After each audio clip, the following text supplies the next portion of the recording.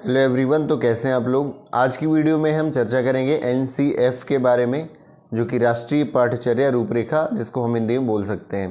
तो क्या होता है, इसकी ज़रूरत हमें क्यों पड़ती है और इसके द्वारा हमारे देश की जो शिक्षा व्यवस्था में क्या परिवर्तन होते हैं। और ये एनसीएफ जो रिसेंट में लॉन्च हुआ है 2023, जो एनसीएफ है जो कि मिडिल और प्राइमरी स्कूल के लिए है। इसके पहले लास्ट ईयर जो 2022 में हमारा NCF-FS जो कि फाउंडेशनल स्टेज के लिए आया था, तो उसकी भी हम इस वीडियो में चर्चा करेंगे। और हम शॉर्ट में चर्चा करेंगे क्योंकि इसकी बहुत लंबी लंबी वीडियो क्या है ऑलरेडी इसमें डली हुई है यूट्यूब पर, और मेरे चैनल पर भी इसकी वीडियो मिल जाएंगी जो कि फाउंडेशनल स्टेज पर पहले से दे रखी है मैंने। तो कुल मिला के आप समझिए कि अभी जो पिछले महीने अगस्त में, एक और महीना हो गया, अगस्त में माननीय शिक्षा मंत्री जो धर्मेंद्र प्रधान जी द्वारा इसको लॉन्च किया गया है। और ये तैयार किसके द्वारा किया जाता है? NCERT के द्वारा तैयार किया जाता है। इसको लॉन्च किया गया है हमारे देश भर के प्राइमरी और मिडिल स्कूल, मिडिल का मतलब पूरी 12th क्लास तक स्कूलिंग के लिए आप मान सकते हैं, जो SE कह सकते हैं हम, NCF-SE मतलब national curriculum framework for school education.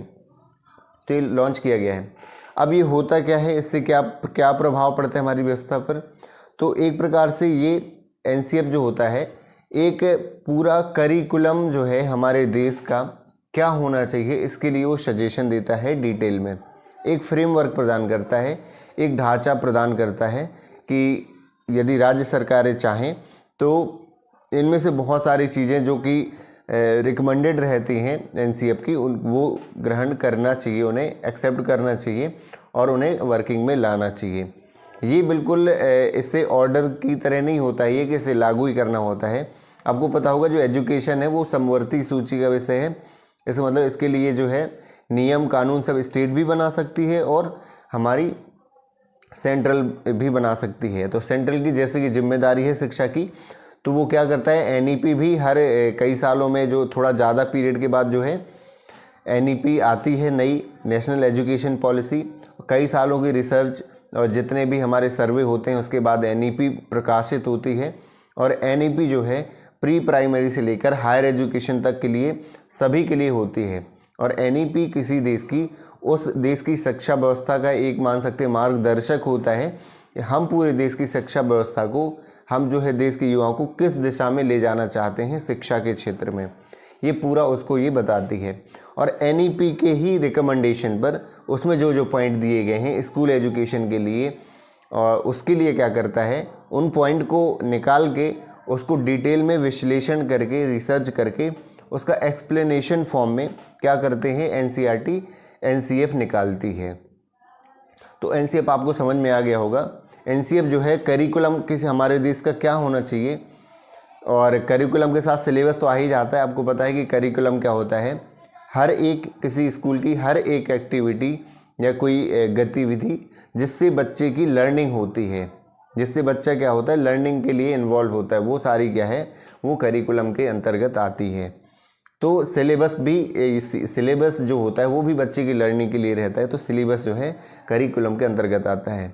तो आप समझ लीजिए हर कुछ जो है शिक्षा व्यवस्था में क्या होगा, NCF के अंतर्गत आएगा। हालांकि आपने देखा होगा NEP में वर्तमान में कर्नाटका सरकार जो है, चूँकि वहाँ पर जो गवर्नमेंट है सेंट्रल पे, वो गवर्नमेंट नहीं है, इसलिए उन्होंने NEP को लागू करने से मना कर दिया है। तो ये तो चलता रहता है, लेकिन आगे जैसे ही होता है शिक्षा व्यवस्था बदलती है, और क्योंकि वहाँ पे दिक्कत भी हो सकती है, पूरे देश में कोई दूसरी व्यवस्था लागू है, क्योंकि थोड़ा बहुत डिफरेंस तो आ ही जाता है यदि हम लागू नहीं करते हैं। और वो कर्नाटक का मान लीजिए बच्चा कहीं और पढ़ता है, दिल्ली कहीं और, तो फिर हो सकता है कौन सी प्रॉब्लम फेस करनी पड़े, तो ये आगे ही पता चलेगा। तो अभी बात कर लेते हैं ये NCF 2023 की। तो जैसा कि आपने NCF फाउंडेशनल स्टेज वाला देखा था, जो कि NEP ने भी गाइड किया था कि हमें जो है पंचकोश का सिद्धांत और पंचादी का सिद्धांत जो है फॉलो करना है। अभी का जो NEP इस तरह का ये जो फाउंडेशनल स्टेज है NCF है, ये मॉडर्न और अपनी जो एंशिएंट कल्चर है उसका मिक्सअप करने की कोशिश की गई है। सिर्फ हमें पूरा मॉडर्न को फॉलो नहीं करना है, साथ साथ में एंशिएंट जो चीज़ें हैं, प्राचीन चीज़ें हैं, उनका ध्यान रखना है और उनको फॉलो करने की कोशिश करनी है। तो जैसा कि आपको पता होगा कि जैसे अपने स्कूलों में बोर्ड एग्ज़ाम होते हैं, किस क्लास में कितना आना चाहिए, क्या आ जाना चाहिए बच्चे को, और किस तरह के टीचर का अपॉइंटमेंट, टीचर के क्या कोर्स है, ये सारा कुछ क्या करता है एनसीएफ डिसाइड करता है। एनसीएफ टीचर के एजुकेशन के लिए भी होता है। अभी क्या है ये स्कूल एजुकेशन यानी बच्चों के लिए मेनली ये दिया गया है। तो इसके कुछ जो रिकमेंडेशन है वो हम पढ़ते हैं क्या क्या है इसमें। तो अच्छा, ये पंचकोश की व्याख्या, पंचादि की व्याख्या जो करता है ये एनसीएफ, इसको मैंने पहले भी बता दिया है, मैं फिर से बता देता हूँ। पंचकोश जो है यजुर्वेद के एक तैत्तिरीय उपनिषद से लिया गया है और वो कुल मिला के किसी व्यक्ति के जीवन में 5 कोश को इम्पॉर्टेंट माना है और आखिरी में लक्ष्य क्या है एक मनुष्य का, तो वो बताया गया है। शिक्षा का भी इसी में जिक्र किया गया है। तो इसमें 5 जो कोश की व्याख्या की गई है, जो कि अन्नमय कोश होता है, प्राणमय कोश मिलाकर के फूड और एनर्जी को शामिल किया गया है। इसके बाद मनोमय कोश को सोशियो इमोशनल जो डेवलपमेंट है, बच्चे का जो मानसिक विकास है, जो समाज में जो भी रहता है उसके इमोशंस रहते हैं, उसके विकास के लिए और ध्यान दिया गया है। फिर विज्ञान में कोश है चौथा, जिसको आप कह सकते हैं कॉग्निटिव डेवलपमेंट जो है, जो कॉन्सेप्चुअल अंडरस्टैंडिंग है उस पर फोकस करा जाता है। और लास्ट में आनंदमय कोश, इन सभी का जो निकल के आता है वो आनंद की प्राप्ति है, आनंदमय कोश। और जिसको प्राप्त करना एक थोड़ा सा मुश्किल है, एक साधना जो करते हैं वही लोग पा सकते हैं जो वेदों में जिनका वर्णन किया गया है, लेकिन हम उसके करीब पहुंच सकते हैं यदि इन सब कोश को हम डेवलप कर लेते हैं किसी व्यक्ति के, तो वो आनंदमय कोश या फिर आनंद कह सकते हैं, ब्लिश कह सकते हैं इंग्लिश में, उस स्टेज में वो पहुंच जाता है। और इसी में लर्निंग के 5 स्टेप की भी बात करी गई है, जिसको पंचपदी या पंचादि की संज्ञा दी गई है, उसे बोला गया है। और जिसमें से अदिति है, उसके बाद ज्ञान है, अदिति के बाद है आपका बोध है, फिर है उसका अभ्यास है, फिर है प्रयोग, फिर प्रसार है। तो 5 जो है पंचपदी दी गई है कि पहले किसी टॉपिक का इंट्रोडक्शन हम करते हैं जो अदिति कहलाता है। उसके बाद बोध का मतलब ज्ञान, पूरा टॉपिक हम यानी कॉन्सेप्चुअल अंडरस्टैंडिंग इसको कह सकते हैं, ये पढ़ते हैं।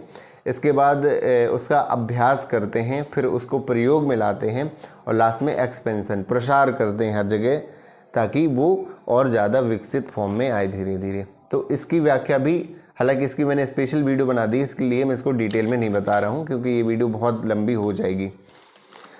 आगे है एनसीएफ जो है 2023 को मेनली फोकस करते हुए मैं इसमें बताता हूँ कि इसमें 4 ग्रुप की व्याख्या की गई है कि 4 ग्रुप बनाए जाने चाहिए विषय के, जो कि 11th-12th के होने चाहिए। और जिसमें से पहला ग्रुप लैंग्वेज का, भाषा का होना चाहिए। दूसरा ग्रुप जो है art, physical development, vocational education, इन सब का होना चाहिए। इसके बाद जो है तीसरा ग्रुप जो है विषय का बनाया गया है सोशल साइंस और ह्यूमैनिटीज़ के सब्जेक्ट, कॉमर्स भी इसी में आ जाएगा। और चौथा जो है मैथ, साइंस, कॉन्सेप्चुअल थिंकिंग, इन सारे सब्जेक्टों को रखा गया है। इसमें ये कहा गया है कि कोई भी 2 भाषा जो है सीखना अनिवार्य है। हालांकि एक जो है, एक जो इसमें से भारतीय मूल की भाषा होनी चाहिए। भारतीय मूल का मतलब एक हिंदी कह सकते हैं, हिंदी भारतीय मूल की है, और जो 22 भाषाएं संविधान में है वो है। आपको ये पता होना चाहिए कि जो इंग्लिश है जो है 22 भाषाओं में नहीं है संविधान में, इंग्लिश भारतीय मूल की भाषा नहीं है। तो ऑप्शन ये हो सकता है कि वो हिंदी और इंग्लिश ले सकते हैं, हिंदी और संस्कृत ले सकते हैं, कोई दूसरी तेलुगु ले सकते हैं, इंग्लिश ले सकते हैं, दोनों को 2 लेनी पड़ेगी उन्हें पहले ग्रुप से। बाकी बचे उन्हें 6 सब्जेक्ट होंगे बच्चों के 11th और 12th में। और 6 सब्जेक्ट का मतलब है कि 2 यदि आपने लैंग्वेज ले ली तो बाकी बचे 4। तो अब इसमें रिजल्ट नहीं रखा गया, बाकी के 3 ग्रुप से कोई 2 ग्रुप, कम से कम 2 ग्रुप के सब्जेक्ट वो ले सकते हैं। तो ये अभी 5 वर्षों में रिकमेंड किया है कि जल्द से जल्द इसे लागू करने की कोशिश करें, ये रिकमेंडेशन दी गई है। यदि वो आर्ट, फिजिकल एजुकेशन और मैथ ले सकते हैं, मैथ के साथ साथ आप ये पॉलिटिकल साइंस ऐसे कुछ सब्जेक्ट ले सकते हैं, 3 ग्रुपों से भी ले सकते हैं। लेकिन टोटल हमें क्या करने हैं, 4 सब्जेक्ट लेने हैं। हम एक ही ग्रुप से नहीं ले सकते कि एक ही ग्रुप से मैथ, साइंस के तीनों आ गए और मैथ ले ली और लैंग्वेज ले ली। कुछ हमें अलग से आर्ट, फिजिकल, वोकेशनल, ह्यूमैनिटी के कुछ सब्जेक्ट लेने हमें ऐसे पड़ेंगे ताकि हमारे 2 ग्रुप से इधर हो जाए, और लैंग्वेज वाले 2 सब्जेक्ट तो आपको लेने ही पड़ेंगे। तो टोटल 6 सब्जेक्ट आपके हो जाएंगे। और इसको थोड़ा सा सेमेस्टर वाइज रखा गया। जैसे आपने देखा है कि सेमेस्टर होते हैं कॉलेज में तो एक साथ बर्डन नहीं आता। यहाँ क्या होता है कि 12th में एक बार पेपर होता है, बर्डन आ जाता है बहुत ज़्यादा। थोड़ा सा कोचिंग कल्चर को भी कम करने की कोशिश की गई है कि शायद बर्डन की वजह से स्कूल में उन्हें नहीं लगता कि वो सारी नीड उनकी पूरी हो पाती हैं। तो सेमेस्टर वाइज का यही अर्थ लगाया जाता है कि ये जो है 11th-12th हो सकता है कि एक सब्जेक्ट के 4 पार्ट कर दिए जाएं और ईयर में 2 बोर्ड एग्ज़ाम हो सकते हैं। तो आपके 11th में 2 एग्ज़ाम और 12th में 2 एग्ज़ाम, इसका मतलब आपके 4 पार्ट में 25%, फिर 25, फिर 25, फिर 25 ऐसा पढ़ना पड़ेगा एक ही बुक को 4 पार्ट में डिवाइड करके एक सब्जेक्ट को। तो ऐसा लाया जा सकता है सेमेस्टर वाइज। तो ये इसमें रिकमेंडेशन दी गई है। तो आई होप आपको ये समझ में चीज़ें आती जा रही होंगी। हालांकि इंटरव्यू में जो क्वेश्चन पूछा जाए तो ज़्यादातर आप थोड़ा सा पंचकोश और पंचादी जो है ये लाइमलाइट में चीज़ें हैं जो एकदम थोड़ा सा नई तो नहीं है, ये तो बहुत अपना इंडियन कल्चर से लिया गया है, लेकिन अभी जो है शिक्षा व्यवस्था में अपनाई जा रही है, तो इसको ज़्यादा आप फोकस करके बताना है। और जो बोर्ड एग्ज़ाम होगा वो मॉड्यूलर एग्ज़ाम के बेस पे होगा, मतलब पार्ट बाय पार्ट, एक बार नहीं तो साल में 2 बार बोर्ड एग्ज़ाम वो ले सकते हैं। और आपको रिसेंटली ये भी पता होगा कि अभी जो क्लास, अब चूँकि NCF आ रहा है, NEP भी नई आई है और नई नई रिकमेंडेशन दी गई हैं, शिक्षा व्यवस्था को थोड़ा सा बदलाव की जो है और ले जाया जा रहा है। तो आपने रिसेंटली देखा होगा कि क्लास 1 और 2 की बुक चेंज की गई हैं और जिसमें फाउंडेशनल स्टेज में आता है 1 और 2, तो उसका ध्यान रखा गया है कि ये सारी चीज़ें जो हैं कॉन्सेप्चुअल से ज़्यादा जो एक्टिविटी ज़्यादा हों। इसके बाद अब आपको आने वाले समय में बाकी जो बुक्स हैं क्लास 3rd से 12th की चेंज होती हुई दिख सकती हैं, नेक्स्ट ईयर भी दिख सकती हैं।